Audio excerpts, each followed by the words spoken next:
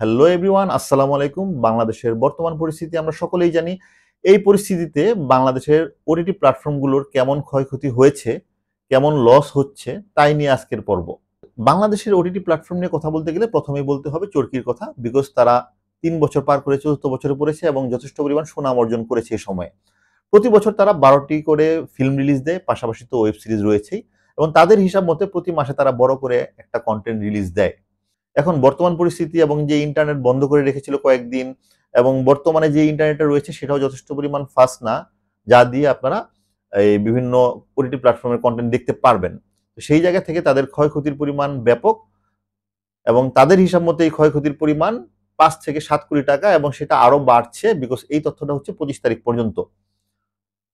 এই মাসেও তাদের একটা বড় কন্টেন্ট রিলিজ দেওয়ার কথা ছিল 36/24/36 নামে, সেই কন্টেন্টটা তারা রিলিজ দিতে পারেনি এবং তারা যেটা বলছে যে তাদের এই পুরো বিজনেস প্রমোশন সবকিছুই ইন্টারনেট ভিত্তিক, যেহেতু সোশ্যাল মিডিয়া বন্ধ, মানুষের কাছে পৌঁছানোর জায়গাও নেই, পৌঁছানোর সিস্টেম বা যেই ওয়ে সেটা কিন্তু একদমই বন্ধ। সেই জায়গা থেকে তারা এই কন্টেন্টটা রিলিজ দেয়নি এবং এতেও কিন্তু তাদের ক্ষয়ক্ষতি অনেক বেড়ে যাচ্ছে। এছাড়া আরেকটি জনপ্রিয় প্ল্যাটফর্ম হচ্ছে হইচই বাংলাদেশ। এই হইচই বাংলাদেশে কিন্তু এই অগাস্টের ফার্স্ট উইকেই রঙ্গিলা কিতাব নামে একটা ওয়েব কন্টেন্ট রিলিজ দেওয়ার কথা ছিল, যেটাতে অভিনয় করেছে পরিমণি এবং সেটার ডাবিং কিন্তু হয়ে অলমোস্ট কমপ্লিট হয়ে গিয়েছিল। কিন্তু বর্তমান পরিস্থিতিতে এই কারফিউ, এই আন্দোলন এবং সবকিছু মিলিয়ে সেটা কিন্তু থেমে গিয়েছে এবং সেটা কিন্তু অগাস্টের মাঝামাঝি বা লাস্ট উইকেও রিলিজ দেওয়া যাবে কিনা তাই নিয়ে সংশয় প্রকাশ করেছে হইচইয়ের যারা প্রতিনিধি রয়েছে এবং তাদের ক্ষয়ক্ষতির পরিমাণ প্রায় ৩০ থেকে ৪০ লাখ টাকা। এছাড়া আরেকটি জনপ্রিয় প্ল্যাটফর্ম হচ্ছে বঙ্গ। বঙ্গর যে ক্ষয়ক্ষতির পরিমাণ তারা জানিয়েছে সেটা হচ্ছে ৮ থেকে ১০ লাখ টাকা পার ডে। মানে ৫ দিনে হয়তোবা ৪০ থেকে ৫০ লাখ টাকার মতো ক্ষতি হয়েছে এবং সেটা আরো বাড়ছে। বিকজ এখনো কিন্তু আমরা ইন্টারনেটটা যথেষ্ট পরিমাণ ফাস্ট পাইনি যা দিয়ে কন্টেন্টগুলো দেখা যাবে। সো সব মিলে তাদের এই ওটিটি প্ল্যাটফর্ম থেকে ক্ষতি হচ্ছে প্রায় ৫০ থেকে ৬০ লাখ টাকার মতো হবে। এছাড়াও তাদের কিন্তু আরো কিছু বিজনেস রয়েছে যেখান থেকে তারা ইনকাম করে, যেগুলো হচ্ছে বিভিন্ন কোম্পানির বিভিন্ন ব্র্যান্ডের সোশ্যাল মিডিয়ার পেজগুলো তারা ম্যানেজ করে দেয়, সেখানে তাদের ক্ষয়ক্ষতির পরিমাণ আরো বেশি।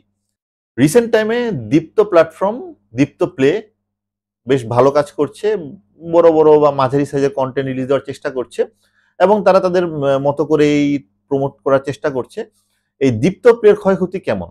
এই দীপ্ত প্লের ক্ষয়ক্ষতি যতটুকু আমরা জানতে পেরেছি প্রায় ৭০ থেকে ৮০ লাখ টাকা মতো। তো নতুন একটা প্ল্যাটফর্ম হিসেবে দীপ্ত প্লের জন্য এই ৭০ থেকে ৮০ লাখ টাকা আসলে মানে অনেক অ্যামাউন্ট। এছাড়াও বিঞ্জ প্ল্যাটফর্মে কিন্তু খোলা জানালা নামে ভিকি জায়েদের একটা কন্টেন্ট রিলিজ দেওয়ার কথা ছিল, সেই রিলিজটা কিন্তু বন্ধ হয়ে গিয়েছে এবং তাদের ক্ষয়ক্ষতির পরিমাণও যথেষ্ট পরিমাণ বেশি, কিন্তু তারা আমাদেরকে এক্সাক্ট ফিগারটা জানায়নি, আমরা জানতে পারিনি। সব মিলিয়ে এই যে বাংলাদেশের ওটিটি প্ল্যাটফর্ম যারা খুব সুনামের সাথে এগিয়ে যাচ্ছিল, যাদের কমিউনিকেশনের সবচেয়ে বড় প্ল্যাটফর্মই হচ্ছে সোশ্যাল মিডিয়া, যেটা এখন আপাতত বন্ধ রয়েছে, তো এই পুরো বিজনেসটা অ্যাকচুয়ালি থমকে গিয়েছে, স্থবির হয়ে গিয়েছে। সো এই স্থবিরতার খেসারত কিন্তু তাদের অনেক বেশি। তারা যেটা নিয়ে দুশ্চিন্তা করছে যে এই যে সাবস্ক্রাইবাররা দেখতে পারছে না, তাদেরকে কিভাবে ড্যামারেজ দিবে, তাদের সময়গুলো চলে যাচ্ছে, সেটা অবশ্যই তাদের দেখা উচিত। আবার এই সময়ে নতুন কোনো সাবস্ক্রাইবারও তারা পাচ্ছে না। সব মিলিয়ে আসলে এই ইন্ডাস্ট্রি, ছোট একটা ইন্ডাস্ট্রি বাংলাদেশে দাঁড়াচ্ছে, এই অনলাইন বেসড প্ল্যাটফর্মগুলো, সেই ইন্ডাস্ট্রির ক্ষতি কিন্তু যথেষ্ট পরিমাণ বড়। নতুন একটা ইন্ডাস্ট্রি হিসেবে এই ক্ষতির পরিমাণ আসলেই অনেক বেশি। সো আবার সবকিছু স্বাভাবিক হবে, হয়তোবা সবকিছু ঘুরে দাঁড়াবে, এই ক্ষয়ক্ষতিগুলো তারা কাটিয়ে উঠবে। সময় লাগবে।